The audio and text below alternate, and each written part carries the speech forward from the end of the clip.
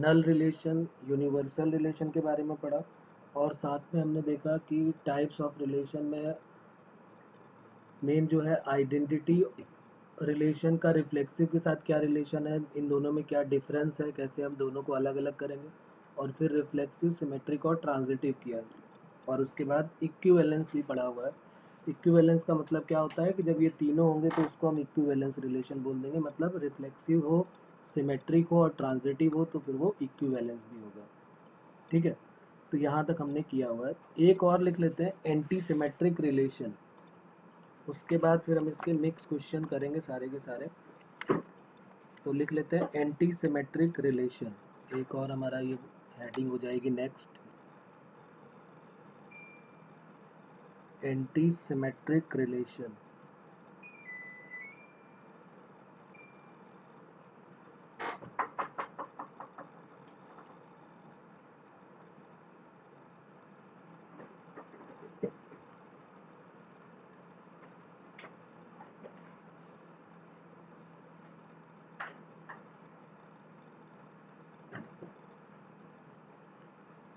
तो anti symmetric relation क्या होता है, तो इसका सिमेट्रिक से कोई लेना देना नहीं है, एंटी सिमेट्रिक नाम है इसका। जैसे हमने पढ़ा था कि सिमेट्रिक में क्या होता है कि अगर ए का रिलेशन बी के साथ हो तो बी का रिलेशन भी ए के साथ होना चाहिए। ठीक है, तो उसको हम बोलते हैं symmetric.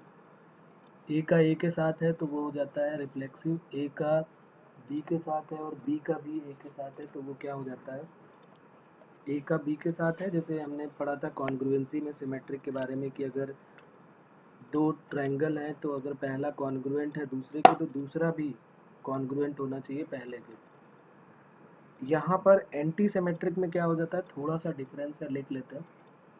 Late A be any set, capital A be any set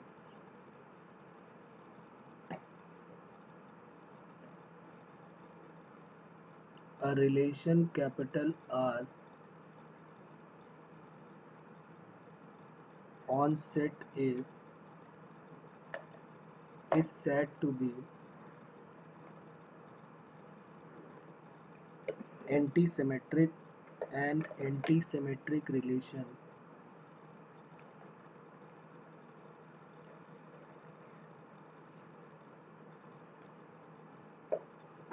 if and only if A comma B belongs to R है and B comma A belongs to भी R है, which implies that A equal to B for all A comma B belongs to A। ठीक है, बात clear हो रही है यहाँ पर कि अगर ए का रिलेशन बी के साथ है और बी का रिलेशन भी ए के साथ है तो ए और बी इक्वल होने चाहिए, ए और बी क्या हो जाएंगे, इक्वल। तो इस तरह का जो रिलेशन मिलेगा उसको हम क्या बोलेंगे, एंटी सिमेट्रिक रिलेशन। सिमेट्रिक के बारे में पता चल गया था कि अगर ए रिलेटेड टू बी है और ए रिलेटेड टू बी है तो बी रिलेटेड भी ए होना चाहिए, यही तो हमने पढ़ा था ना सिमेट्रिक में कि अगर ए रिलेटेड टू बी है, sorry A related to B है, ए रिलेटेड टू बी है तो A belongs to A comma B belongs to R है तो B comma A belongs to B R होना चाहिए। तो A comma B belongs to A अगर है तो ए रिलेटेड टू बी है, which implies B related to A होना चाहिए। यहाँ पर क्या है कि ए रिलेटेड टू बी है और B related to A comma B belongs to R है and B comma A belongs to R है तो ए इक्वल टू बी होना चाहिए। तो इसको हम क्या बोल देते हैं, ठीक है, तो ये एंटी सिमेट्रिक हो जाएगा। अब जैसे एक क्वेश्चन लिख लेते हैं तो आपको आइडिया होगा कि ये क्या है क्वेश्चन। जैसे क्वेश्चन है, लिख लेते हैं,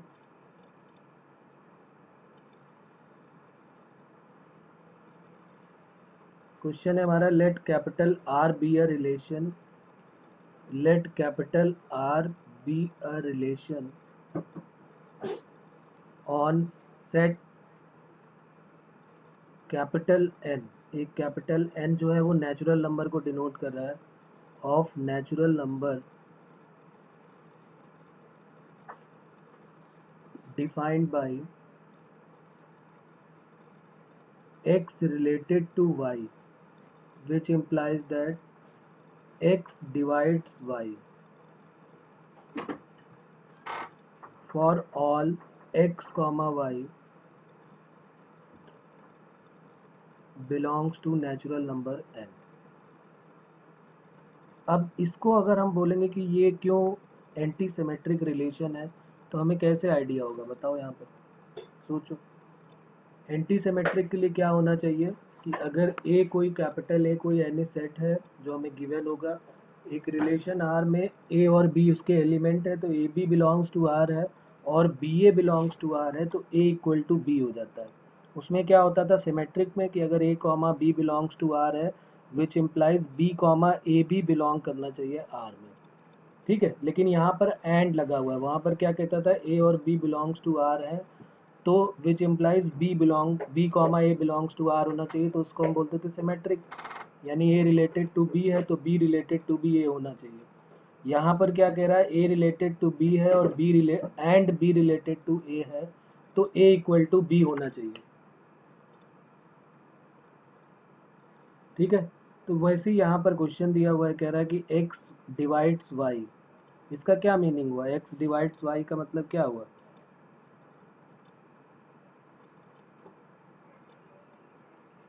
जी हाँ, तो अब हम इसको करेंगे कैसे देख लेते हैं। यहाँ पर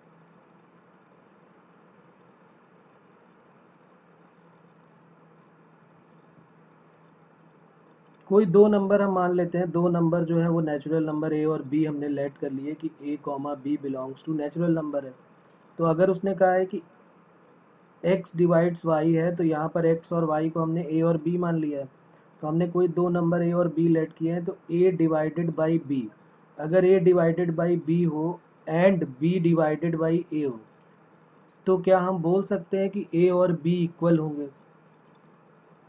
अगर a डिवाइड्स b होगा और b डिवाइड्स a होगा, तो इसका मतलब है कि a और b इक्वल होंगे, तभी ऐसा पॉसिबल है। जैसे मान लो 2 और 6 है, जैसे 2 और 6 का एग्जांपल ले लो, तो 6/2 करोगे तो 3 आएगा, तो 6 जो है वो 2 का मल्टीपल हो गया ना, मतलब 2 के टेबल में 6 आ रहा है तो वो डिवाइड हो गया। लेकिन 6/2 हो सकता है, लेकिन 2/6 तो नहीं हो सकता। लेकिन यहाँ पर कह रहा है कि ए और बी और ए ये दोनों ही डिवाइड्स के रिलेशन बन रहा है, तो इससे हम बोल सकते हैं कि ये तभी हो सकता है जब ये दोनों इक्वल हो। तो हम कह देंगे ए रिलेटेड टू बी है and B related to A है, B related to A, which implies that A equal to B. तो ये एंटी सिमेट्रिक का रिलेशन हो जाता है। ठीक है, एक और देख लेते हैं, जैसे इसमें भी देख लेते हैं क्या ये एंटी सिमेट्रिक है क्या। जैसे एक क्वेश्चन ये है, तो फिर हम इसके सबके मिक्स क्वेश्चन करेंगे सारे एक साथ। द रिलेशन लेस देन और इक्वल टू, रिलेशन किसका है, लेस देन और इक्वल टू,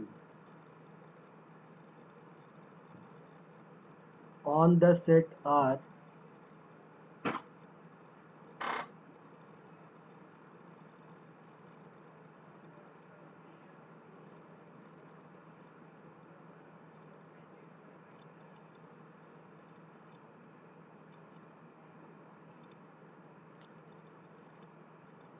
इसमें क्वेश्चन में let R be a relation on set N and natural number defined by x related y which implies that x divides y for all x y belongs to n is anti-symmetric relation।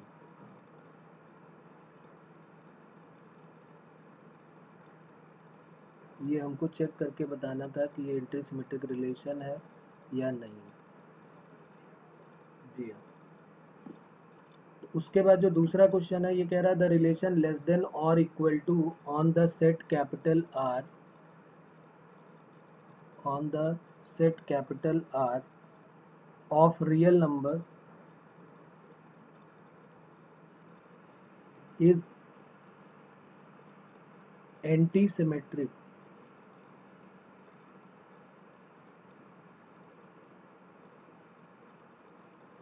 True और false ये हमको check करके बताना है। ए less than B है और अगर B less than ए हो, क्या ऐसा पॉसिबल है कि ए लेस देन बी हो, लेस देन और इक्वल टू बी हो और बी लेस देन और इक्वल टू ए हो। ये कब पॉसिबल होगा। हमें चेक करना था एंटी सिमेट्रिक। एंटी सिमेट्रिक की कंडीशन क्या होती है कि अगर A comma B belongs to R है and B comma A belongs to R है, which implies that A equal to B होना चाहिए। तो इन्होंने बोला है कि लेस देन और इक्वल टू, तो ए लेस देन और इक्वल टू बी है एंड बी लेस देन और इक्वल टू ए है। ये कब पॉसिबल है कि ये दोनों इक्वल हो जाए? ए लेस देन और इक्वल टू बी कह रहा है और बी भी कह रहा है लेस देन और इक्वल टू। हाँ, तो ये तभी पॉसिबल है जब ए और बी दोनों इक्वल होंगे। तो इसका मतलब A equal to B for all A comma B belongs to real number is true. तो ये ट्रू हो गया। अब जो है हम सारे मिक्स क्वेश्चन करेंगे, उसमें हम देखेंगे कौन कौन से हमने जो रिलेशन जितने भी पढ़े हुए हैं, तो आप इसको नोट कर लीजिए और उसके बाद आगे बढ़ते हैं।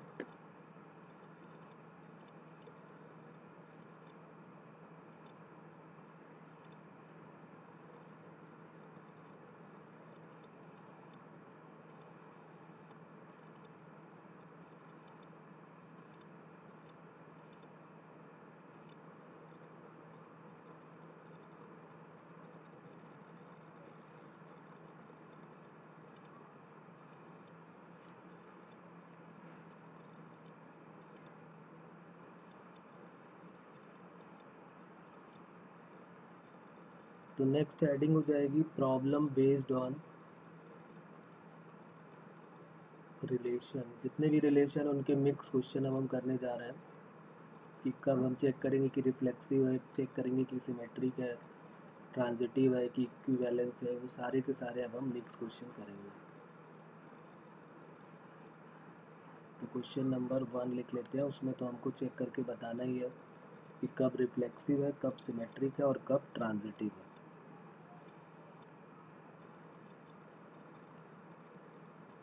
और इसमें जो है वो 3 पार्ट में क्वेश्चन दिया हुआ है, 3 रिलेशन।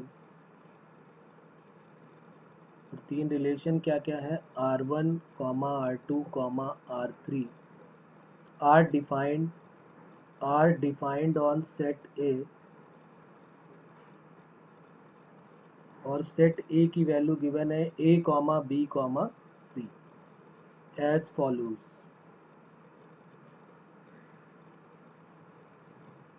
फर्स्ट पार्ट में दिया हुआ है R1 equal to, curly bracket के अंदर है स्मॉल ब्रैकेट में a, b, b, a, b है, सॉरी यहाँ पे a, b, c, b, b, b, c, c, a, c, b और c, c। ये पूरा R1 गिवन है। सेकेंड पार्ट में R2 गिवन है करली ब्रैकेट के अंदर a, b, b, a, c और c, a। और R3 भी गिवन है। ये ऑप्शन नहीं है, ये क्वेश्चन है पूरा का पूरा। R3 में क्या गिवन है? a, b, b, c और c, a। Find weather, question क्या है? फाइंड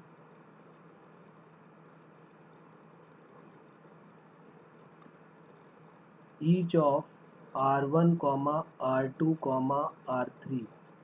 R1, R2, R3 को चेक करना है is reflexive, symmetric and transitive.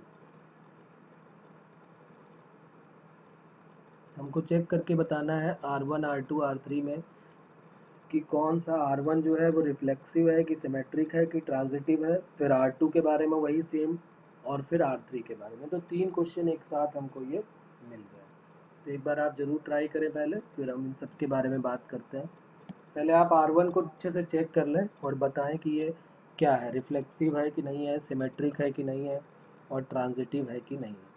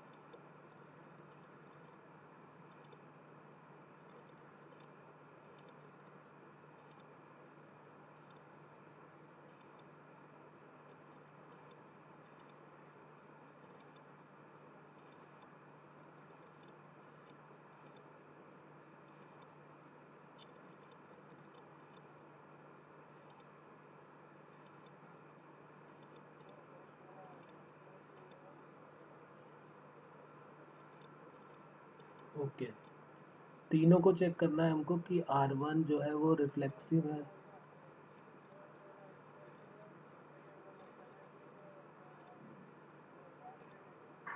पहले हमको R1 में चेक करना है कि R1 में रिफ्लेक्सिव है कि नहीं है, सिमेट्रिक है कि नहीं है, ट्रांजिटिव है कि नहीं। तीनों ही पहले हमको R1 में चेक करना है, फिर वही तीनों R2 में चेक करने हैं और फिर वही तीनों R3 में भी चेक करने हैं। तो पहला काम हमारा ये है कि हम R1 में ही सारे चेक करें, क्या ये रिफ्लेक्सिव है कि नहीं, क्या ये सिमेट्रिक है कि नहीं, क्या ये ट्रांजिटिव है कि नहीं। क्योंकि हो सकता है कि एक जो R1 है वो रिफ्लेक्सिव भी हो सकता है, सिमेट्रिक भी हो सकता है और ट्रांजिटिव भी हो सकता है।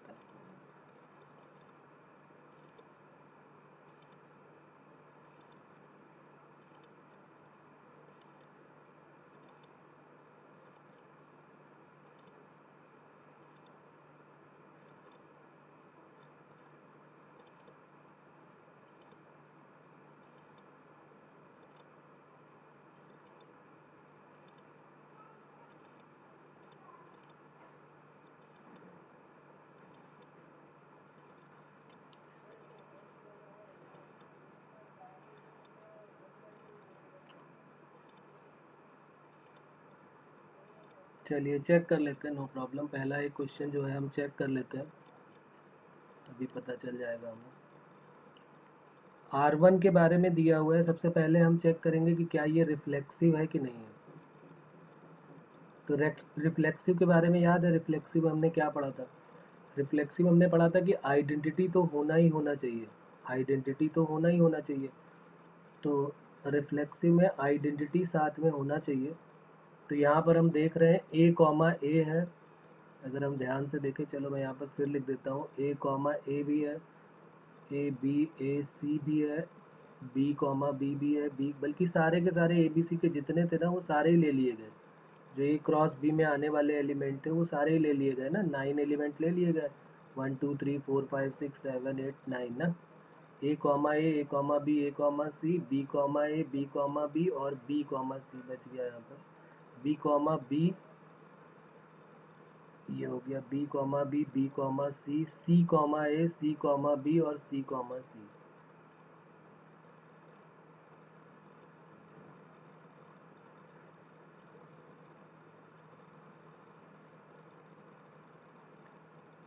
अच्छा, 8 ही लिए गए हैं, 9 नहीं है टोटल, 8 लिए गए, जबकि टोटल क्या होने चाहिए, 9।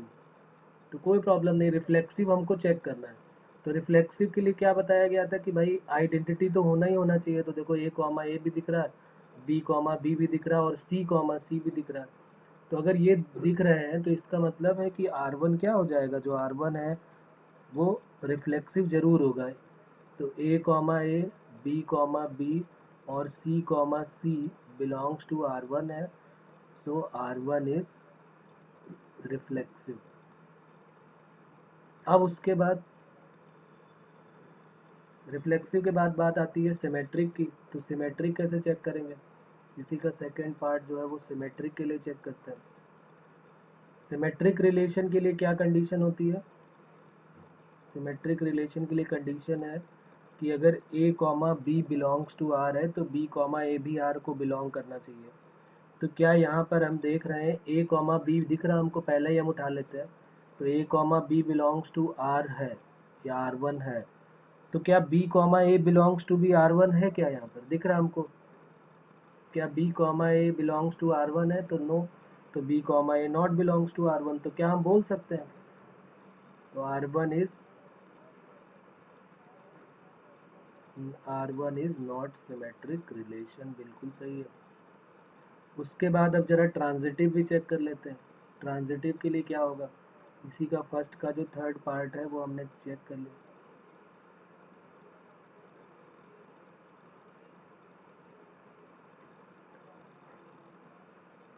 तो ट्रांजिटिव में हमने देखा कि जरा देख लेते हैं यहाँ पर, जैसे ए कॉमा बी हम देख रहे हैं यहाँ पर, अगर आप ध्यान से देखें तो A comma B belongs to R1 है।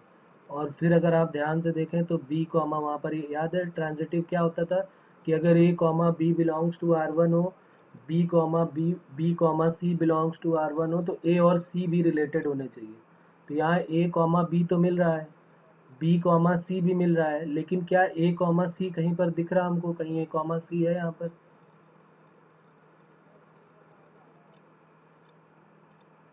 हमें ए कॉमा सी देखना है कि क्या ए कॉमा सी है यहाँ पर। तो बिल्कुल है, ए कॉमा सी नहीं दिख रहा, ए कॉमा बी है, बी कॉमा सी है, तो ए कॉमा सी है। बिल्कुल सही है कि ये ट्रांजिटिव हो गया। लेकिन ज़रूरी नहीं कि एक ही में हम चेक करके रुक जाएं, फिर ज़रा दूसरा देख लेते हैं। ए कॉमा ए हो गया, ए कॉमा बी हो गया, बी कॉमा, अच्छा चलो बी कॉमा सी भी देख लेते हैं। तो बी और सी का भी देख लेते हैं। तो बी कॉमा सी है। फिर क्या होना चाहिए बी कॉमा सी के साथ? सी कॉमा ए, तो सी कॉमा ए भी है, बी कॉमा सी भी है, सी कॉमा ए भी है। तो अब क्या होना चाहिए था? अगर बी सी से रिलेटेड है और सी ए से रिलेटेड है, तो अब क्या आना चाहिए नेक्स्ट? बी कॉमा ए भी आना चाहिए कि नहीं आना चाहिए यहाँ पर? सिर्फ एक ही को थोड़ा ना हमें चेक करना, हमें सारे चेक करने थे। तो बी कॉमा सी देखा और सी कॉमा ए देखा, तो क्या बी कॉमा ए हमको कहीं दिख रहा है? तो नहीं है बी कॉमा ए। तो फिर हम कैसे बोल सकते हैं यहाँ पर? तो यहाँ रीज़न हमको देना पड़ेगा कि भाई बी कॉमा सी हमने देखा बिलोंग्स टू आर वन है, सी कॉमा ए हमने देखा बिलोंग्स टू आर वन है, बट बी कॉमा ए जो है not belongs to R one है। देन हम क्या बोलेंगे? अगर ये नहीं लाई कर रहा, so R one is not transitive relation. जी हाँ, सारे ही चेक करने पड़ेंगे, वो सब मिलने चाहिए। जैसे अभी हमने क्या क्या चेक किया, अभी हमने ए का बी के साथ देखा और बी का सी के साथ देखा, तो ए कॉमा सी मिल गया, बिल्कुल सही था, ये चेक हो गया। फिर ए का सी के साथ देखा तो सी का ए के साथ देखा, इन दोनों का देख लो। ए का सी के साथ देखा तो सी का ए के साथ देखा, तो ए कॉमा ए भी हमको दिख रहा है, बिल्कुल सही है। फिर आगे बढ़ो, बी का बी के साथ देखा, फिर बी का सी के साथ देखा, तो बी कॉमा सी भी मिल रहा हमको। क्या बी कॉमा सी दिख रहा है क्या यहाँ पर? अच्छा, बी कॉमा सी तो है ही है, खैर और आगे बढ़ते हैं। फिर बी सी से तो हमने चेक कर ही लिया। सी, हाँ, तो फिर वही केवल प्रॉब्लम क्रिएट कर रहा था, इसलिए प्रॉब्लम हुई हमारे साथ, तो इसलिए वो ट्रांजिटिव नहीं है। तो हमें सारे ही चेक करने पड़ेंगे। बहुत बार गलतियाँ यही वाली हो जाती हैं जो अब हमें नहीं करनी। हमने फर्स्ट पार्ट जो है वो कंप्लीट कर लिया, ठीक है। और ये जो था ये फर्स्ट पार्ट था हमारा, और उसके ये फर्स्ट सेकंड थर्ड पार्ट, इसको हम ऐसे लिख लेते हैं, ये सेकंड पार्ट था और ये थर्ड वाला था। अब हम सेकंड क्वेश्चन देखते हैं। सेकंड जो R2 दिया था वो क्या दिया था? सेकंड वाला R2, R2 में क्या गिवन था? A comma B, B comma A comma सी और सी कॉमा ए। अब इसको आप चेक करें और बताएं। सबसे पहला पार्ट हम चेक करेंगे, क्या ये रिफ्लेक्सिव है?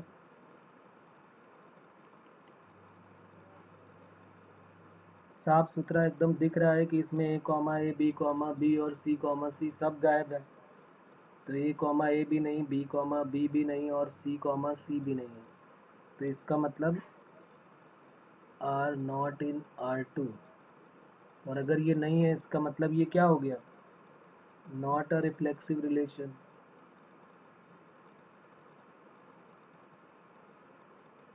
उसके बाद अब क्या चेक करेंगे? रिफ्लेक्सिव के बाद सेकेंड पार्ट में हम चेक करेंगे क्या ये ट्रांजिट है, वो है सिमेट्रिक है। पहले सिमेट्रिक चेक कर लेते हैं।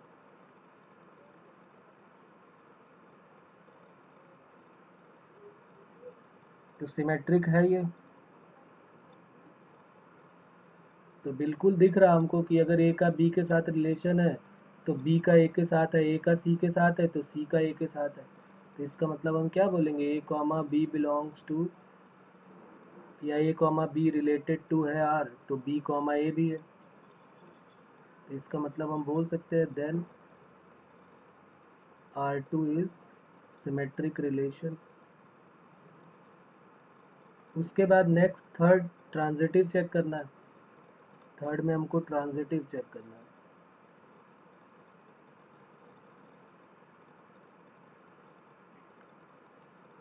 क्या ये ट्रांजिटिव रिलेशन है?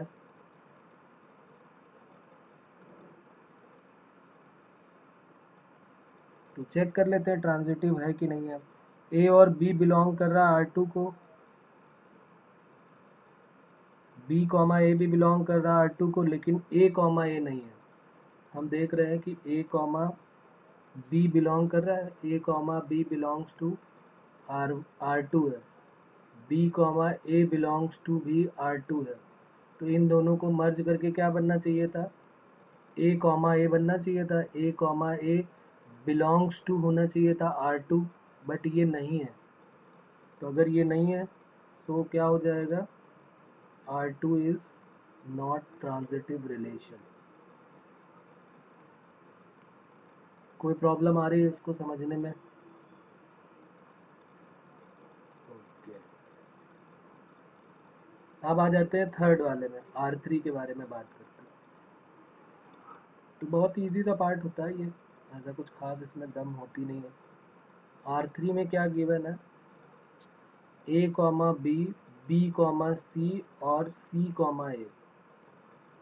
इसको हमको चेक करके बताना है कि ये रिफ्लेक्सिव है कि नहीं, सिमेट्रिक है कि नहीं, ट्रांजिटिव है कि नहीं।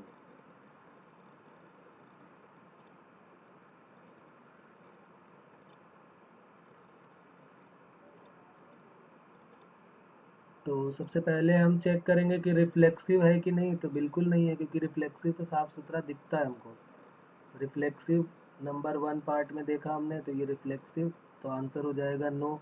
रीज़न क्या होगा कि A comma A, B comma B और सी कॉमा सी कहाँ है, दिख ही नहीं रहे हमको। उसके बाद सेकेंड पार्ट में क्या हो जाएगा, सिमेट्रिक, क्या ये सिमेट्रिक है, तो बिल्कुल नहीं है। ए कॉमा बी है, बी कॉमा सी है, तो ए कॉमा सी दिखना चाहिए, तो आंसर हो जाएगा नो। थर्ड में क्या है, थर्ड में ये सेकेंड हो गया, थर्ड ट्रांजिटिव है, ये ट्रांजिटिव रिलेशन है ये। कैसे चेक करेंगे कि ट्रांजिटिव है कि नहीं है, सिमेट्रिक में क्या होता है, सिमेट्रिक में मैंने क्या बोल दिया, सिमेट्रिक में क्या होता है कि अगर ए बी से रिलेटेड है तो बी भी ए से रिलेटेड होना चाहिए ना, यही तो होता है सिमेट्रिक। और ट्रांजिटिव में क्या होता है कि अगर ए रिलेटेड टू बी है, बी रिलेटेड टू सी है, तो ए रिलेटेड टू सी होना चाहिए। तो यहाँ पर है, दिख रहा है ए रिलेटेड टू सी, नहीं बिल्कुल भी नहीं चलेगा। सी रिलेटेड टू ए कॉमा सी अलग बात है और सी कॉमा ए अलग बात है। ए कॉमा सी कब मिलेगा, जब हम ए क्रॉस बी कर रहे हैं, पहले मान लो ए है बाद में सी है, और ए क्रॉस सी कर रहे हैं तो मिल रहा है। और हो सकता है सी कॉमा ए लाना हो तो सी क्रॉस ए या कुछ और करना पड़े, उल्टा पुल्टा। तो अगर A comma B belongs to R3 है और B comma C belongs to R3 है, देन क्या होना चाहिए था, A comma C belongs to R3 होना चाहिए था, जो कि नहीं है। तो इसका मतलब क्या ये ट्रांजिटिव है, तो आंसर क्या हो जाएगा, नो। इनमें से तीनों में से कोई नहीं है। कोई प्रॉब्लम इसमें, क्लियर हो रही बात?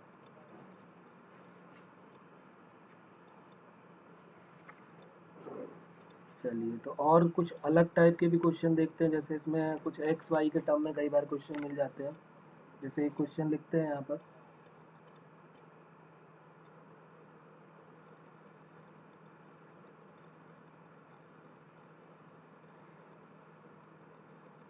वही काम हमको करना है कि डिटरमाइन करना है, determine relation R reflexive symmetric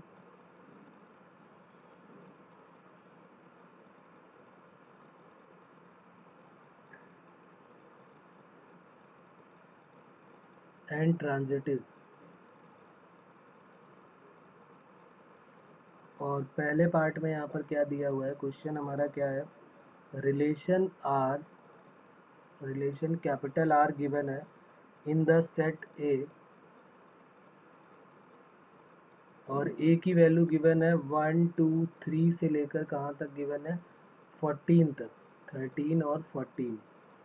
defined as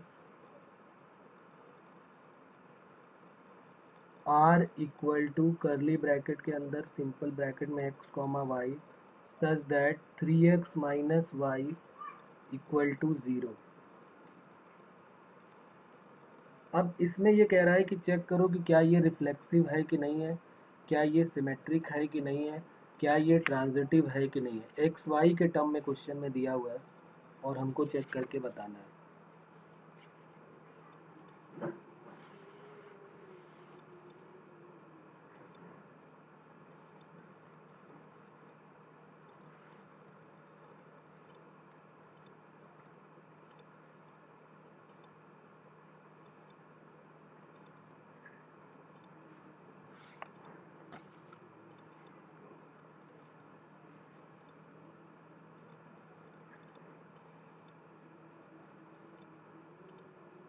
तो इस टाइप के क्वेश्चन कैसे करेंगे, देख लेते हैं इसको भी कैसे करना है इनको।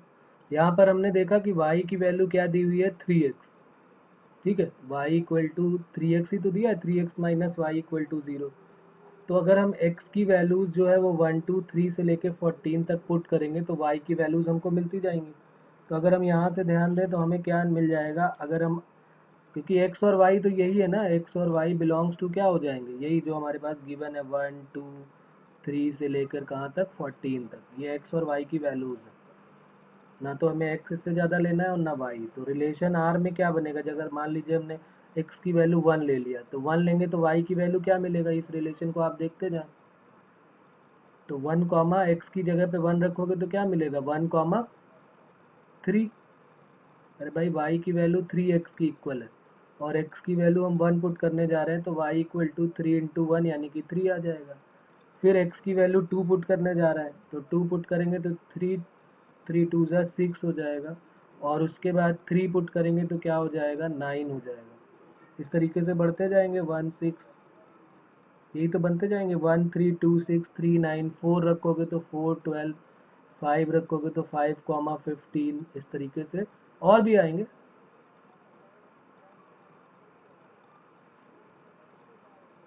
ओके हाँ, यहाँ पर ये देखो, ये ध्यान देने वाली चीज़ है बिल्कुल।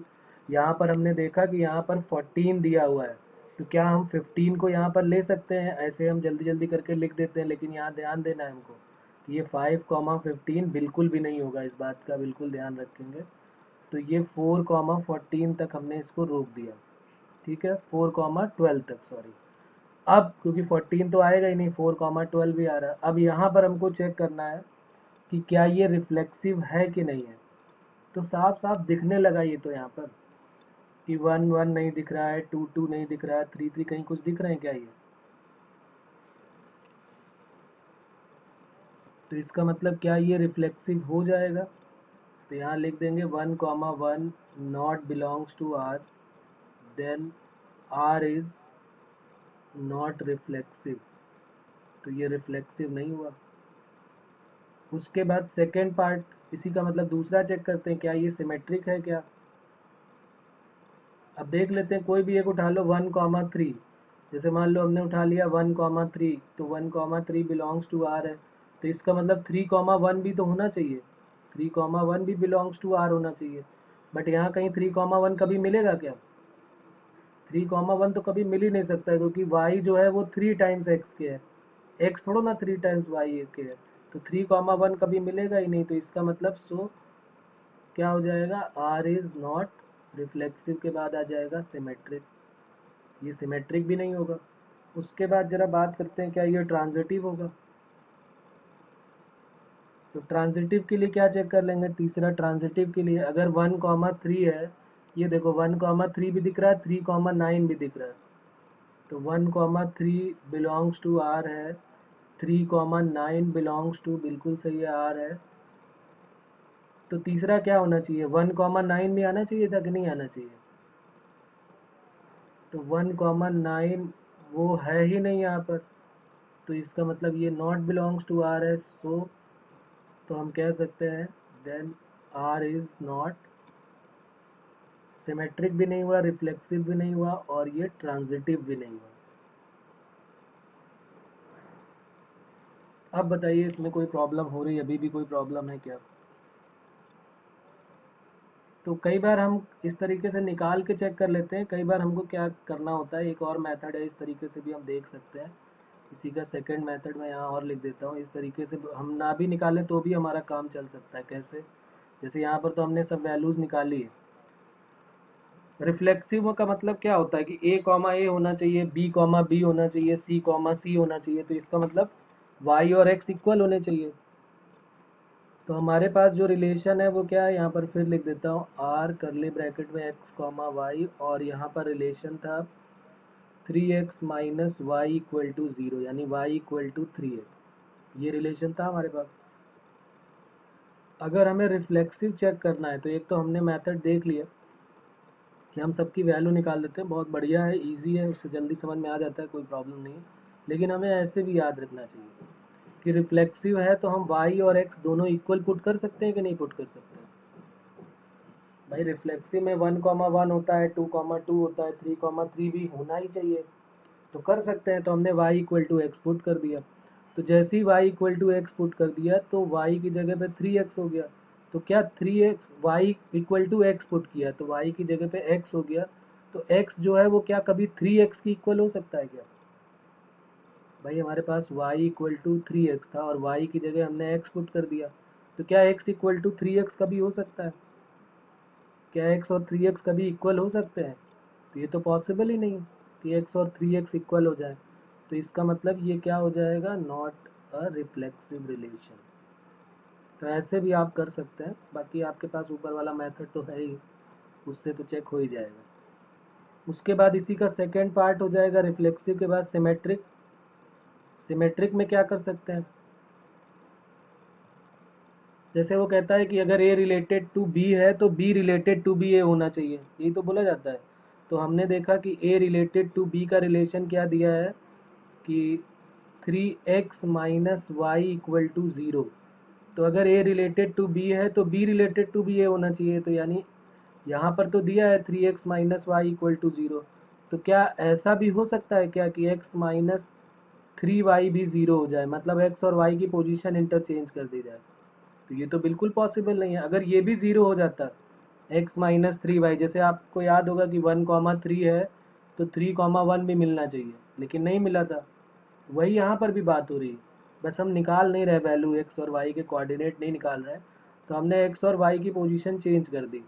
तो इसका मतलब ये तो कभी इक्वल हो नहीं सकता, तो हम कह देंगे कि आर इज नॉट सिमेट्रिक। उसके बाद तीसरे में क्या होगा, थर्ड वाले पार्ट में क्या हो जाएगा कि अगर हमें ट्रांजिटिव चेक करना है तो ट्रांजिटिव के लिए क्या हो जाएगा, एक ए रिलेटेड टू बी है, फिर बी रिलेटेड टू सी होना चाहिए, देन ए रिलेटेड टू सी होना चाहिए। तो यहाँ पर एक्स वाई और जेड तीन लेने पड़ेंगे हमको, जैसे वहाँ पर केवल दो ही है, एक्स और वाई है। तो उसमें क्या होता था कि अगर ट्रांजिटिव में क्या होता था कि अगर ए रिलेटेड टू बी है, बी रिलेटेड टू सी है, देन ए रिलेटेड टू सी होना चाहिए। तो इसका मतलब तीन लेने पड़ेंगे हमको। तो एक्स और वाई का हो गया वाई इक्वल टू 3x या 3x minus Y equal to 0। दूसरा क्या हो जाएगा, x की जगह y और y की जगह z रख दिया तो 3y minus Z equal to 0। Then तीसरा क्या होना चाहिए, 3x माइनस जेड भी 0 की इक्वल होना चाहिए। क्या 3x माइनस जेड 0 की इक्वल कभी हो पाएगा? जब 3y माइनस जेड अगर ये दोनों इक्वल हैं तो क्या हम ये बोल सकते हैं कि क्या ये इक्वल होगा? नहीं। तो r जो है वो ट्रांजिटिव भी नहीं है।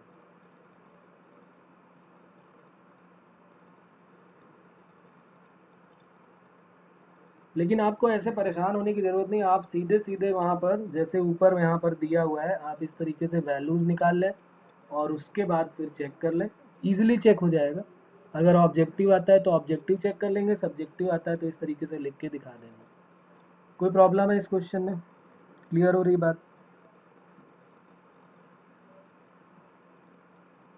चलिए आगे लिखते हैं नेक्स्ट क्वेश्चन पे। नोट आप इसको भी कर लें क्योंकि हो सकता है इस टाइप का भी क्वेश्चन अगर आपको इस टाइप से करना हो तो आपको याद रहे कि हाँ ऐसा भी हो सकता है, ऐसे भी हम कर सकते हैं।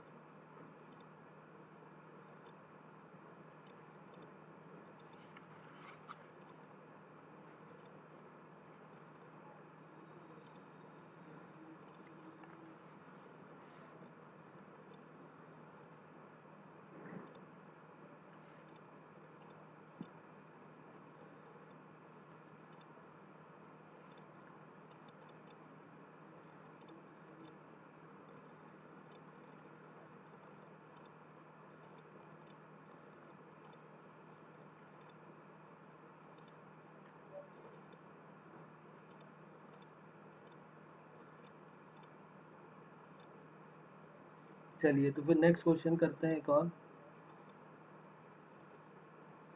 प्रूव दैट, अब ये एनसीईआरटी का ही क्वेश्चन है।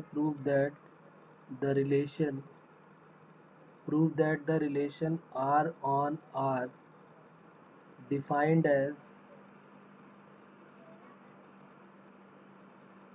R equal to curly bracket के अंदर स्मॉल ब्रैकेट में A comma B such that A less than और equal to B is reflexive and transitive but not symmetric. तो ये रिफ्लेक्सिव और सिमेट्रिक होंगे बट रिफ्लेक्सिव और ट्रांजिटिव होंगे बट सिमेट्रिक नहीं होंगे, ऐसा हमको प्रूव करके दिखाना है। लेस देन का है, हम पहले भी बात कर चुके हैं इसके बारे में, एक बार ट्राई करें, बहुत इजी सा पार्ट है ये।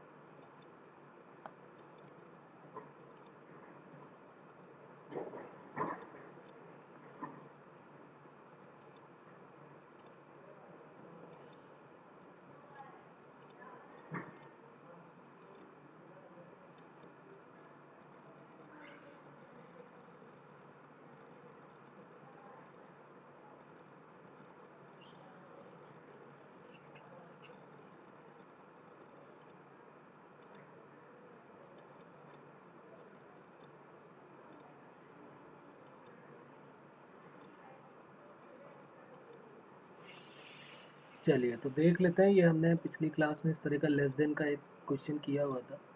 जैसे मान लीजिए इसने बोला है, कह रहा है कि ए कॉमा बी का जो रिलेशन है वो ए लेस देन और इक्वल टू बी है। ए लेस देन और इक्वल टू बी होना चाहिए, और रिफ्लेक्सिव चेक करना है, ट्रांजिटिव चेक करना है और सिमेट्रिक चेक करना है। तो हमने क्या किया यहाँ पर, सबसे पहले हम चेक कर लेते हैं, पहले ये लिख लेते हैं हमारे पास है क्या, आर गिवन है कर्ली ब्रैकेट के अंदर स्मॉल ब्रैकेट में A comma B such that A less than और इक्वल टू बी। ठीक है, ये गिवन है, और ए और बी जो है वो बिलोंग्स टू आर है। आप जरा देखते हैं कैसे करेंगे। रिफ्लेक्सिव मान लीजिए हमको चेक करना है, तो रिफ्लेक्सिव चेक करने के लिए हमने क्या पढ़ा हुआ है कि रिफ्लेक्सिव के लिए हमारे पास आइडेंटिटी वाला तो होना ही होना चाहिए, ए कॉमा ए होना चाहिए, बी कॉमा बी होना चाहिए, सी कॉमा सी होना चाहिए। तो अभी आपको याद होगा, मैंने अभी बताया कि रिफ्लेक्सिव के केस में हम क्या करते हैं, y equal to X put कर देते हैं। क्यों? क्योंकि उसमें x और y दोनों सेम होते हैं, वहाँ पर a comma A, B comma B, C comma C, ये सब सेम होता है ना, तभी तो a कॉमा ए आ गया था। अभी हमने ऊपर भी बात की थी 1,1, 2,2, 3,3।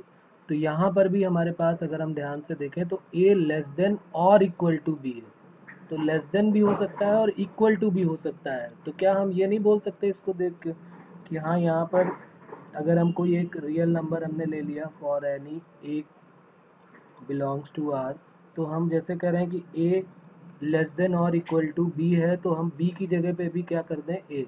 तो क्या ए और ए इक्वल हो सकते हैं कि नहीं हो सकते? ये जो लेस देन और इक्वल टू का मतलब होता है, इसमें से कोई एक अगर फॉलो करता है तो चलता है। यहाँ पर बोलते हैं लेस देन और इक्वल टू, तो इसमें से कोई एक काम करेगा तो भी बात बनी रहेगी, ऐसा कोई प्रॉब्लम नहीं है। जैसे हम कह सकते हैं ना कि 4 लेस देन और इक्वल टू 6 है, तो लेस देन हो रहा ना, तो इसका मतलब हम बोल सकते हैं कि 4 जो है वो 6 से छोटा है। ठीक है, तो यहाँ पर a लेस देन और इक्वल टू a बोल रहा है, तो इसका मतलब a कॉमा a भी यहाँ पर बनेगा ही बनेगा, क्योंकि a और b कई बार जगह पर जाके इक्वल भी बनेंगे। तो इसका मतलब a कॉमा a भी आएगा, b कॉमा b भी आएगा, जितने भी आप लेना चाहो 1 1 2 2 3 3 वो सब मिल जाएंगे। तो इसका मतलब a कॉमा a भी यहाँ पर कहीं ना कहीं हमको मिलेगा। तो हम बोल सकते हैं for all a belongs to r, तो इसलिए r जो है वो क्या बन जाएगा, रिफ्लेक्सिव। बात समझ में आ रही है? क्योंकि अगर यहाँ पर इक्वालिटी नहीं होती तो फिर कोई भी नहीं कर सकता था कि ये रिफ्लेक्सिव होगा। अगर सपोज करो क्वेश्चन होता a लेस देन b का, ये होता क्वेश्चन, फिर ये रिफ्लेक्सिव कोई बोले कि होता, तो नहीं, रिफ्लेक्सिव नहीं होता। क्योंकि क्या a खुद a से कम हो सकता है क्या? नहीं हो सकता। जैसे हमने बोला ना, रिफ्लेक्सिव में हम क्या चेक करते हैं कि जैसे हमने पैरेलल का भी एक केस लिया था, तो हमने बोला था कि एक लाइन जो है वो अपने खुद के पैरेलल हो सकती है, बिल्कुल सही है, लेकिन परपेंडिकुलर नहीं हो सकती। अभी हम क्वेश्चन परपेंडिकुलर का भी लेंगे। तो ए जो है वो अगर ए लेस देन और इक्वल टू बी बोल रहा है, तो इसका मतलब ए कॉमा ए भी इसमें कहीं ना कहीं मिलेगा, बी कॉमा बी भी कहीं मिलेगा, सी कॉमा सी, अगर हम बहुत सारे एलिमेंट लेना स्टार्ट करें तो इसलिए इसको हम बोल सकते हैं कि ये जो है रिफ्लेक्सिव होगा। दूसरा चेक कर लेते हैं, रिफ्लेक्सिव के बाद सिमेट्रिक। सिमेट्रिक कैसे चेक करेंगे?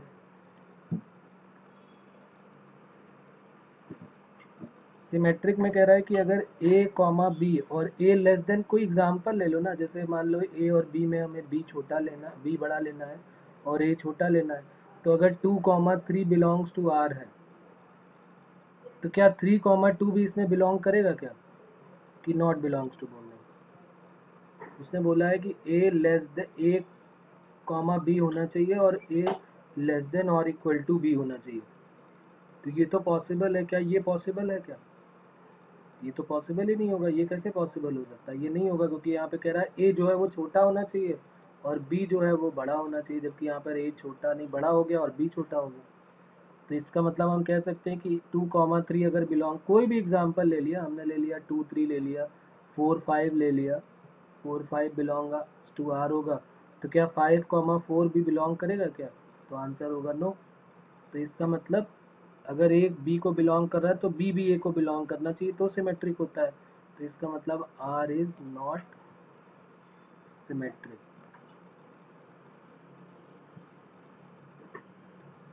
उसके बाद तीसरे की बात करूँ, ट्रांजिटिव की बात कर लेते हैं। ट्रांजिटिव में क्या हो जाएगा?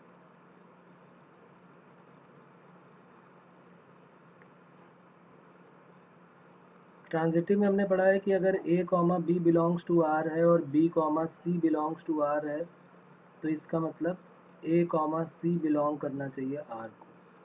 अब यहाँ पर लेस देन और इक्वल टू का केस है, तो क्या a लेस देन b है और अगर b लेस देन c है, देन क्या हम ये नहीं बोल सकते कि a लेस देन और इक्वल टू c होगा? क्या ये करेक्ट है कि अगर a लेस देन b है और b लेस देन c है, देन हम क्या बोल सकते हैं कि a c से कम होगा? कोई एग्जांपल ले लो ना, तो भी पता चल जाएगा।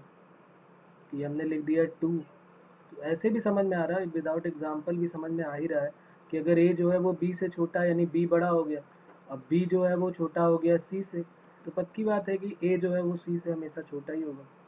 तो इसका मतलब हम बोल सकते हैं कि a comma C belongs to क्या होगा, r। a comma B belongs to r तो था ही, b comma C belongs to भी r हो गया, और इसलिए a comma C belongs to भी r हो गया।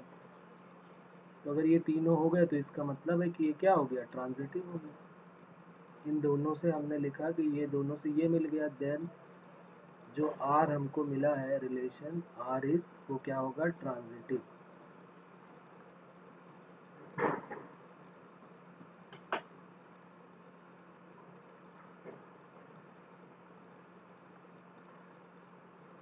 कोई प्रॉब्लम अभी भी इसमें?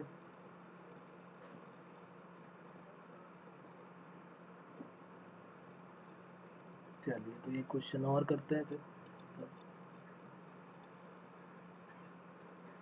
अब जैसे मान लो यहाँ पर अभी केस था कि a लेस देन और इक्वल टू बी था, बस मैं थोड़ा सा चेंज कर दूंगा, a लेस देन और इक्वल टू बी स्क्वायर कर देते हैं इसी को।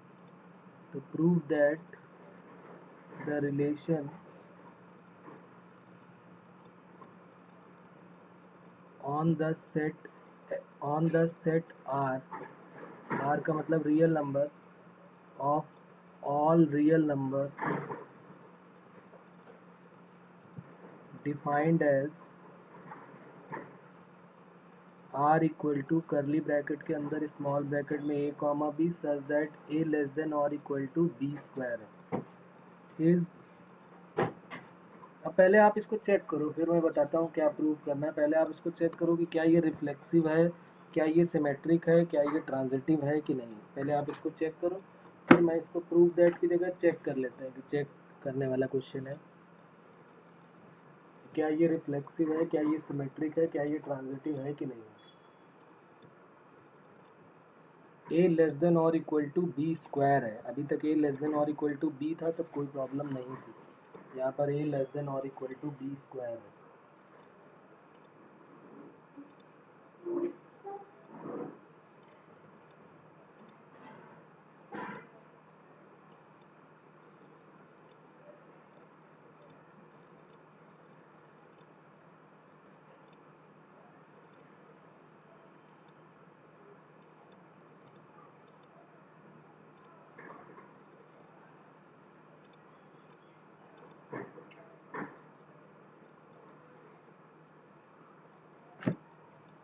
ओके, रिफ्लेक्सिव नहीं है, उसके बाद सिमेट्रिक और ट्रांजिटिव।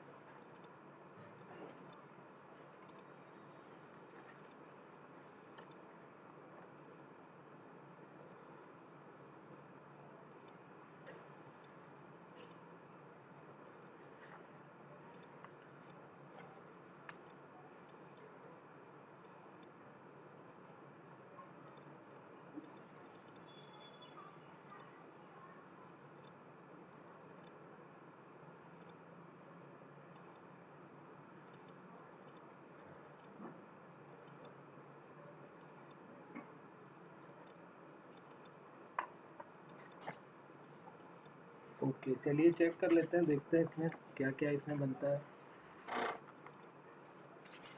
हाँ, क्वेश्चन इसका पूरा ये था, prove that the relation on the set R of real number defined as R equal to A comma B A less than और इक्वल टू बी स्क्वायर, और ये सारे रियल नंबर के बारे में बोल रहा था, इज NEITHER neither reflexive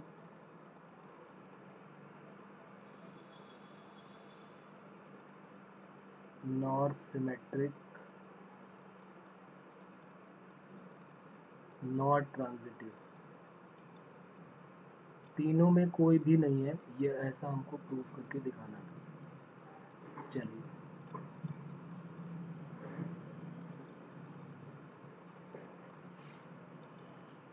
तो ऐसा कोई ज़रूरी नहीं है कि हो सकता है कोई ऐसा रिलेशन भी बन जाए जो तीनों ही ना हो, रिफ्लेक्सिव भी ना हो, सिमेट्रिक भी ना हो और ट्रांजिटिव भी ना हो। ठीक है,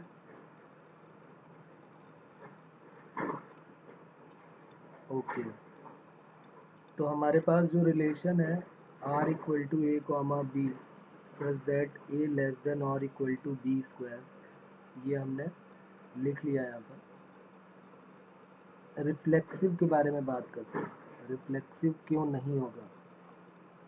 साफ सुथरा दिख रहा है यहाँ पर कि ये कह रहा है कि a लेस देन और इक्वल टू बी स्क्वायर है। a लेस देन और इक्वल टू बी होता तब बात समझ में आती, लेकिन a लेस देन और इक्वल टू बी स्क्वायर है, तो फिर कैसे बन जाएगा ये। क्या यहाँ पर a लेस देन और इक्वल टू b होता तब तो a कॉमा a बन सकता था, लेकिन स्क्वायर में कैसे बन जाएगा? तो स्क्वायर में तो बनेगा ही नहीं। जैसे कोई भी एग्जांपल ले लो, 2 ले लिया तो 2,4 आ जाएगा, तो 2,2 आने का तो चांस ही नहीं है। या 1/2 ले लिया, 1/3 ले लिया, कुछ भी, क्योंकि रियल नंबर कह रहा है तो फ्रैक्शन भी ले सकते हैं। क्या 1/3 और 1/3 का स्क्वायर क्या ये हो जाएंगे कि ये इक्वल होंगे, लेस देन और इक्वल टू? तो लिख सकते हैं इज नॉट ट्रू। ये ट्रू तो होगा नहीं, क्योंकि वो 1/9 हो जाएगा, वो 1/3 हो जाएगा। तो फिर और ये 1/, तो इसका मतलब आर जो है वो रिफ्लेक्सिव नहीं है। कुछ भी ले लें, हाँ, कुछ भी ले सकते हैं। हाँ, हमें सबके लिए ट्रू होना चाहिए, 1 2 3 सभी के लिए, 1/2 1/3 सभी के लिए, 3 4 5 रियल नंबर, नेगेटिव, पॉजिटिव। क्योंकि रियल बोला है तो हमें सब चेक करके देखने पड़ेंगे। सिर्फ एक के देख के हम उसके बारे में नहीं कुछ कह सकते हैं। फिर उसके बाद सिमेट्रिक के बारे में बात करते हैं। सिमेट्रिक, सिमेट्रिक क्या ये होगा? कैसे चेक करेंगे? क्या एग्जांपल ले लें यहाँ पर कि a लेस देन और इक्वल टू b स्क्वायर हो जाए?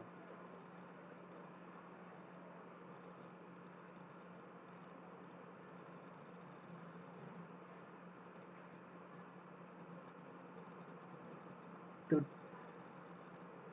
2,4 बिलोंग करेगा रिलेशन में, लेकिन 4,2 तो कभी मिलेगा ही नहीं। और अगर कभी नहीं मिला, क्योंकि a और b में b जो है वो हमेशा स्क्वायर में होना चाहिए, यहाँ तो उल्टा हो गया। तो इसका मतलब ये क्या होगा? Not a symmetric relation. ये सिमेट्रिक रिलेशन नहीं होगा। क्या हम नेगेटिव क्वांटिटी में भी चेक कर सकते हैं? क्या नेगेटिव के लिए अगर हम चेक करना चाहें, -1 -2, तब भी नहीं होने वाला? हाँ, तो फिर हम कह सकते हैं कि ये सिमेट्रिक नहीं है। उसके बाद बात करते हैं ट्रांजिटिव की। ट्रांजिटिव में क्या होगा? a लेस देन और इक्वल टू b स्क्वायर देखना है हमको। चेक करते हैं इसमें भी कि क्या a लेस देन और इक्वल टू b स्क्वायर बन सकता है क्या? b a लेस देन और equal to b square, comma b less than और equal to c square, then a less than और इक्वल टू c स्क्वायर अगर हो गया, देन इसको हम बोलेंगे r इज ट्रांजिटिव। तो ये हमको चेक करके बताना है कि a less then b square होना चाहिए, b less then c square होना चाहिए, देन a लेस देन और इक्वल टू c स्क्वायर। तो क्या ये वैलिड है कि नहीं, चेक करो।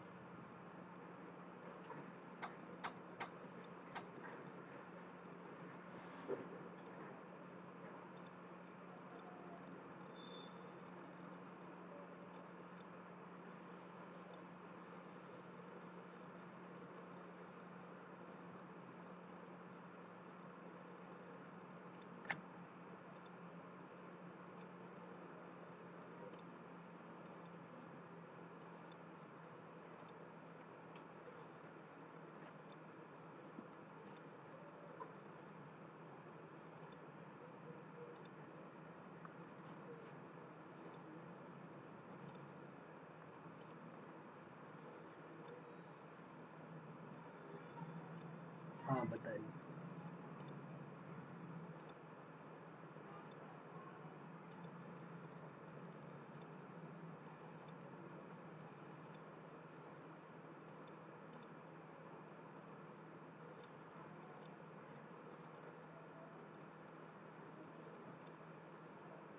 लेकिन यहाँ पर जो सेट में दिया है वो सिर्फ नेचुरल नंबर के बारे में बात नहीं हो रही है, वो नेगेटिव क्वांटिटी के बारे में बात हो रही है, पॉजिटिव के भी बारे में बात हो रही है, रियल नंबर लेना है।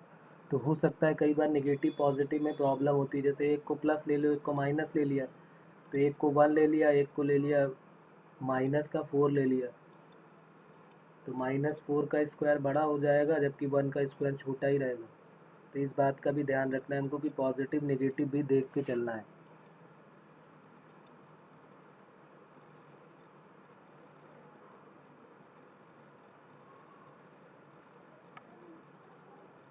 तो देख लेते हैं यहाँ पर क्या करेंगे। जैसे मान लिया हमने कोई एग्जांपल ले लिया, यहाँ पर हमने एग्जांपल ले लिया 2 और -3 का। तो 2 लेस देन और इक्वल टू -3 का स्क्वायर, क्या ये ट्रू है? हमने एक पॉजिटिव कंसीडर कर लिया, एक नेगेटिव कंसीडर कर लिया।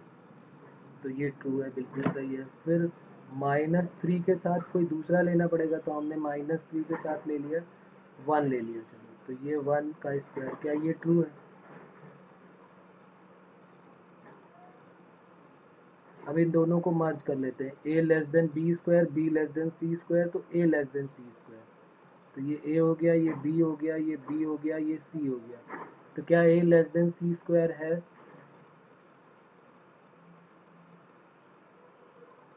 तो फिर पॉजिटिव नेगेटिव हमको सब चेक करना है, सिर्फ पॉजिटिव 1 2 3 4 लेके हम चेक करेंगे तो वो पक्का सही आने वाला है।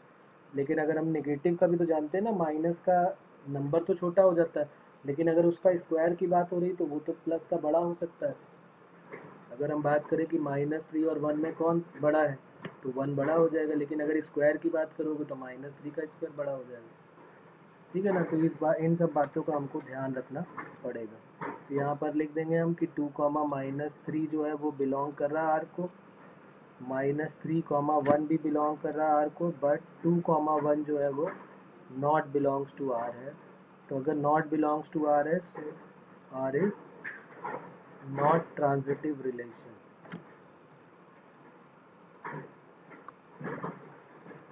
अभी भी कोई प्रॉब्लम आ रही है इसमें कि क्लियर हो रही है बात? क्वेश्चन जितने ज़्यादा करेंगे उतना ही हमको आइडिया होगा।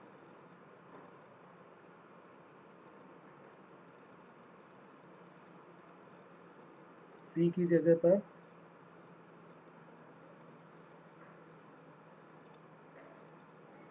नहीं, 2 तो पहले हम ए को ले चुके हैं, तो ए की जगह पे 2 ले लिया, बी की जगह पे -3 ले लिया, अब सी की जगह पे क्या लेना है? ए की जगह पे -2, ए की जगह -2 और बी की जगह -3 चेक कर लेते हैं, कोई प्रॉब्लम नहीं। ए की जगह हमने -2 ले लिया और बी की जगह पे -3 ले लिया, तो -2,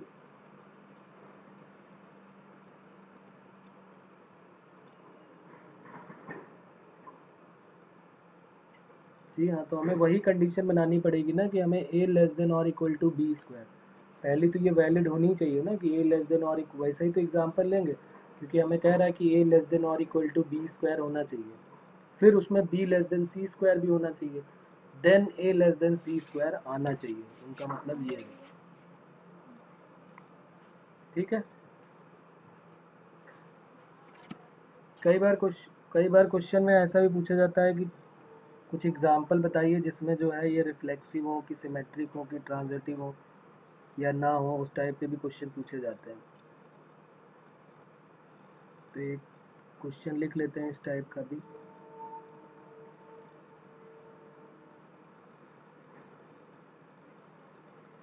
give an example of relation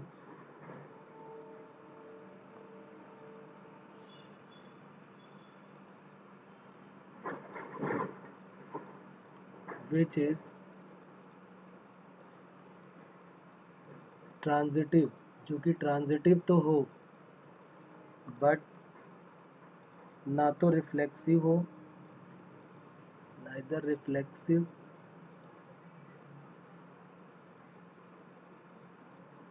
not symmetric.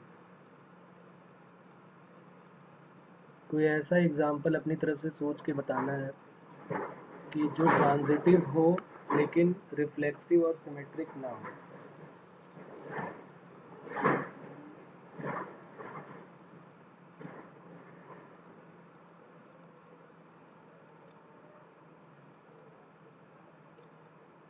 कोई भी एग्जाम्पल हम कह सकते हैं, हमने बहुत सारे पढ़े, पैरेलल के पढ़ लिए हैं, इक्वल के, लेस देन के, ग्रेटर देन के, कोई भी अपनी तरफ से ऐसा बनाना है कि जो कि ट्रांजिटिव तो हो लेकिन ना तो वो रिफ्लेक्सिव हो और ना ही सिमेट्रिक हो। अभी हमने लेस देन ग्रेटर देन का केस भी देखा था, तो उसमें भी हमने देखा था कि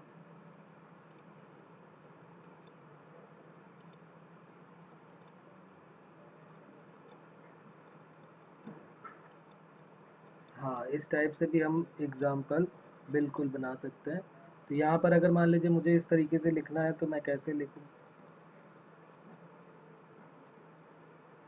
ओके, तो लेट ए हमने लेट कर लिया कोई भी सेट ऑफ रियल नंबर ऐसे लिख लेते हैं। लिखने का मेथड ये हो जाएगा, आर जो है हमने कोई रिलेशन लेट कर लिया है ए कॉमा बी में।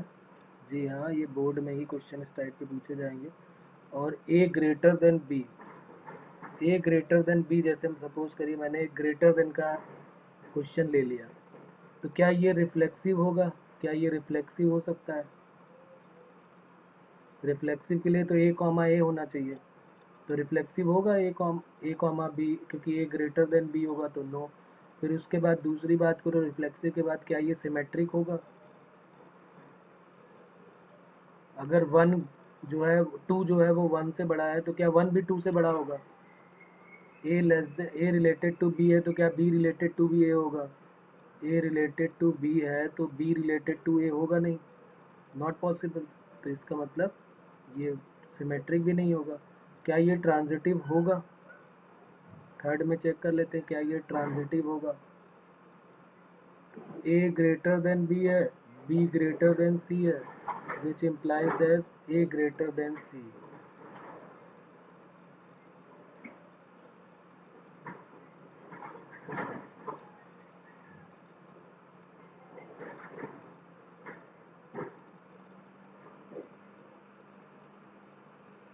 तो इसका मतलब ये ट्रांजिटिव हो गया, तो यस ये ट्रांजिटिव होगा। तो इस तरीके से आप अपनी तरफ से कोई भी एग्जाम्पल बना के उनको दे सकते हैं। कई बार इस तरह का क्वेश्चन भी पूछा जाता है कि आप अपनी तरफ से एग्जाम्पल बना के बताएं कि क्या ये रिफ्लेक्सिव है, क्या ये सिमेट्रिक है, क्या ये ट्रांजिटिव है। एक तो चेक करने वाले हो गए, और कई बार कहेगा कि रिफ्लेक्सिव हो लेकिन सिमेट्रिक ट्रांजिटिव ना हो, ट्रांजिटिव हो तो रिफ्लेक्सिव ना हो। इस तरीके से भी हमको अपनी तरफ से बना के क्वेश्चन देने पड़ेंगे।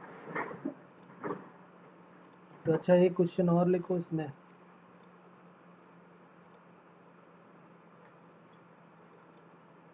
रिफ्लेक्सिव और सिमेट्रिक हो बट ट्रांजिटिव ना हो। रिफ्लेक्सिव और सिमेट्रिक हो बट ट्रांजिटिव ना हो। एक ऐसा एग्जाम्पल जिसमें ये रिफ्लेक्सिव हो और सिमेट्रिक भी हो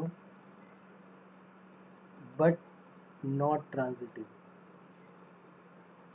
कोई भी अपनी तरफ से एक एग्जाम्पल।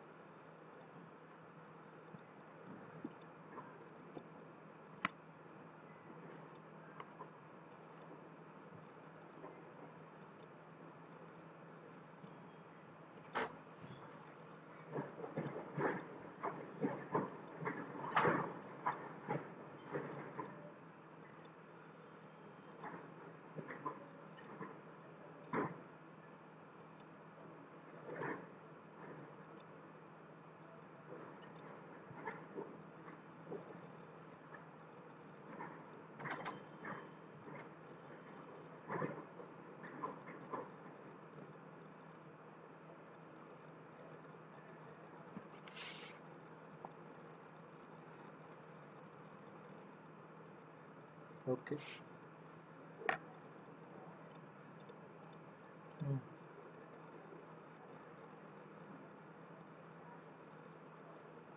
तो बिल्कुल सही है। अगर हम कोई एग्जांपल आर का ले लेते हैं, जैसे यहाँ पर ले सकते हैं 1 1 1 2 और 2 1 और 2 2। तो ये अपनी तरफ से कुछ भी आप बना सकते हो, उसमें कोई प्रॉब्लम नहीं, किसी भी तरीके का कोई भी एग्जांपल बना लें। तो यहाँ पर हम देख रहे हैं कि ये रिफ्लेक्सिव होगा। अगर हमें ये देना पड़ेगा, ए हमने क्या लेट किया 1 2, ठीक है, ए 1 2 ले लिया ये। अब यहाँ से बना लो, वन ए क्रॉस ए करोगे तो यही चार बनेंगे, 1 1 1 2 2 1 और 2 2। तो अब ये रिफ्लेक्सिव होगा? तो यस, क्यों नहीं होगा, बिल्कुल 1 1 भी है, 2 2 भी है, तो रिफ्लेक्सिव होगा, बिल्कुल सही होगा। सिमेट्रिक 1 1 है, और फिर सिमेट्रिक कैसे होगा बताओ? सिमेट्रिक 1 2 है और 2 1 है, तो इसलिए 1 1 मिल गया यहाँ पर, हो गया सिमेट्रिक।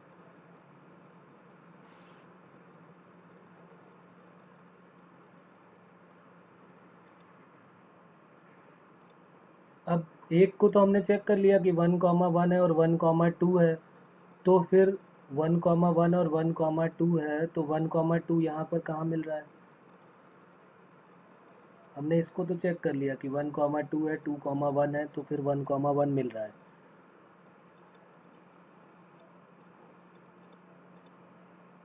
इन दोनों को चेक करने से ही बन रहा है 1,2 है और 1,1 है, 1,2 है,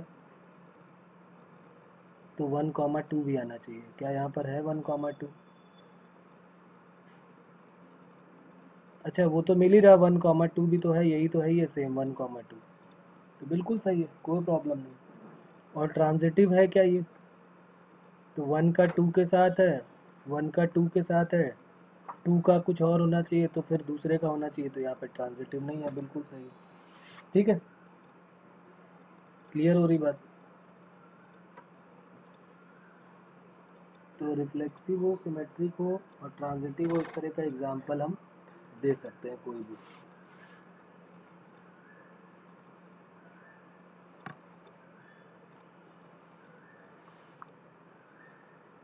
जैसे याद होगा, हमने जो है इक्विवेलेंस रिलेशन में हमने क्या देखा था कि कोई भी हमें चेक करना था तीनों कि रिफ्लेक्सिव है कि सिमेट्रिक है कि ट्रांजिटिव है, उसमें हम चेक करके सीधे बता देते थे कि ये जैसे कॉन्ग्रुएंसी का एग्जाम्पल है या सिमिलैरिटी का एग्जाम्पल है।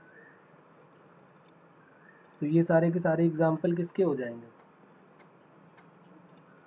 अगर कॉन्ग्रुएंसी का एग्जाम्पल है तो ए कॉन्ग्रुएंट टू बी है, अगर कोई एक ट्राइंगल T1 है, दूसरा T2 है, तो ये ए कॉन्ग्रुएंट टू बी है, तो बी कॉन्ग्रुएंट टू ए भी होगा, और ए खुद अपने एक ट्राइंगल के कॉन्ग्रुएंट तो होगा ही होगा। तो इसका मतलब वो सारे के सारे एग्जाम्पल जो हैं वो इक्विवेलेंस के एग्जाम्पल बन जाते हैं। ठीक है, इक्विवेलेंस के भी चेक करने के लिए आते हैं। ठीक है, बात क्लियर हो रही? सिमिलैरिटी के, कॉन्ग्रुएंसी के चेक करने के लिए। अच्छा, एक और यहाँ पर देख लेते हैं कि अगर ए बी सी में परपेंडिकुलर का रिलेशन है, जैसे पैरेलल का तो हमें पता है कि जैसे मान लिया एक लाइन ये L1 है, एक लाइन ये L2 है, और इनका रिलेशन है L1 पैरेलल टू L2। ये चेक करना है कि क्या ये इक्विवेलेंस रिलेशन है, क्या ये इक्विवेलेंस रिलेशन है। तो हमने ये चेक किया हुआ है पिछली क्लास में कि हाँ, ये बिल्कुल है इक्विवेलेंस रिलेशन। क्यों? क्योंकि L1 खुद अपने L1 के पैरेलल, अपनी कोई लाइन अपने लाइन खुद के पैरेलल होती है, और L1 और L2 पैरेलल है, तो L2 और L1 भी पैरेलल होंगे। दूसरा हो गया। तीसरा क्या हो जाएगा, L1 अगर पैरेलल टू L2 है, तो बात समझ में आ गई कि रिफ्लेक्सिव होगा कि नहीं होगा? Reflexive, yes. दूसरा क्या हुआ, रिफ्लेक्सिव के बाद सिमेट्रिक, तो सिमेट्रिक की बात करोगे तो यस, इसका भी आंसर होगा कि हाँ ये होगा। और ट्रांजिटिव, ट्रांजिटिव भी होगा क्या ये? बिल्कुल सही है, ट्रांजिटिव भी होगा, क्योंकि L1 पैरेलल L2 है, L2 पैरेलल L3 है, तो फिर L3 parallel L1 parallel to क्या हो जाएगा, L3। लेकिन अगर कोई क्वेश्चन हमसे ये परपेंडिकुलर का पूछ लिया जाए कि L1 और L2 एक दूसरे के परपेंडिकुलर है, तो हमको ये चेक करके बताना है कि ये रिलेशन जो है वो इक्विवेलेंस रिलेशन है कि नहीं, ये इक्विवेलेंस रिलेशन है कि नहीं है।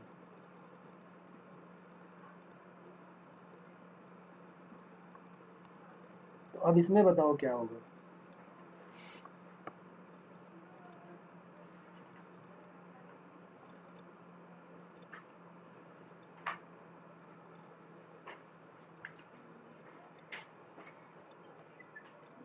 क्या कोई लाइन खुद के, क्या कोई लाइन खुद के परपेंडिकुलर हो सकती है?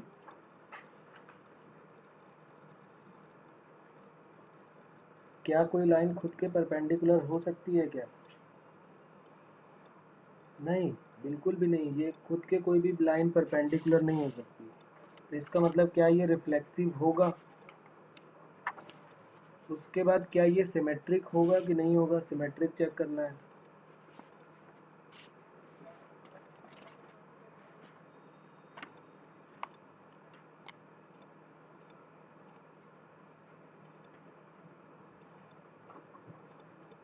क्या ये सिमेट्रिक होगा?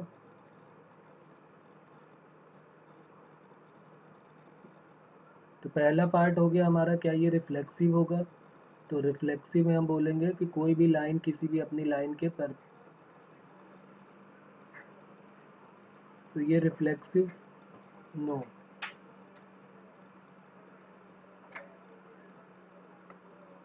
हाँ, तो L1 जो है वो L1 के परपेंडिकुलर नहीं होगी, तो इसलिए रिफ्लेक्सिव नहीं हुआ। क्या ये सिमेट्रिक हो सकता है? क्या ये सिमेट्रिक हो सकता है? तो बिल्कुल L1 परपेंडिकुलर टू L2 है, देन L2 परपेंडिकुलर भी L1 होगा। तो बिल्कुल हो सकता है, यहाँ पे दिख भी रहा कि L1 L2 के परपेंडिकुलर है और L2 L1 के। थर्ड ट्रांजिटिव होगा क्या ये?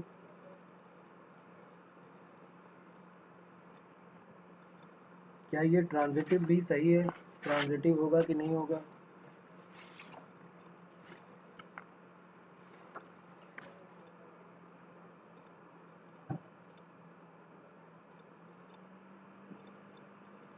L1 जो है वो परपेंडिकुलर L2 के हो, L2 परपेंडिकुलर L3 के हो, विच इम्प्लाइज दैट L1 भी परपेंडिकुलर L3 के होना चाहिए। तो देखो दिमाग में बच्चों के क्या आ जाता है कि ये वाला केस ले लेते हैं, L1 L2 और L3, L1 L2 के, L2 L3 के और L3 L1 के, तो ये तीनों एक दूसरे के परपेंडिकुलर है कि नहीं है? लेकिन ज़रूरी थोड़ा ना कि ऐसा ही केस हो सकता है ऐसा केस हो जाए, ये L1 हो जाए, ये L2 हो जाए, तो ये दोनों एक दूसरे के परपेंडिकुलर है, और फिर L2 L3 के परपेंडिकुलर है, तो ये हमने L3 ले लिया। तो यहाँ पर तो L1 और L3 जो है वो पैरेलल हो गए। तो सारे केसेस ही होने चाहिए, ज़रूरी नहीं कि सिर्फ एक केस को देख के हम सीधे बोल दें यस। तो इस वाले के हिसाब से तो हो सकता है, लेकिन इसके हिसाब से क्या होगा क्या? तो क्या लिखेंगे? Not a transitive relation.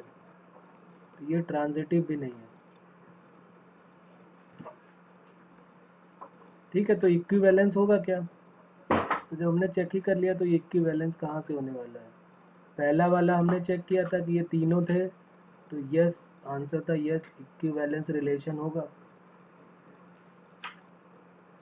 दूसरा हमने चेक किया, तो दूसरे में रिफ्लेक्सिव भी नहीं हुआ और ट्रांजिटिव भी नहीं हुआ, तो आंसर क्या हो जाएगा? नो। ठीक है,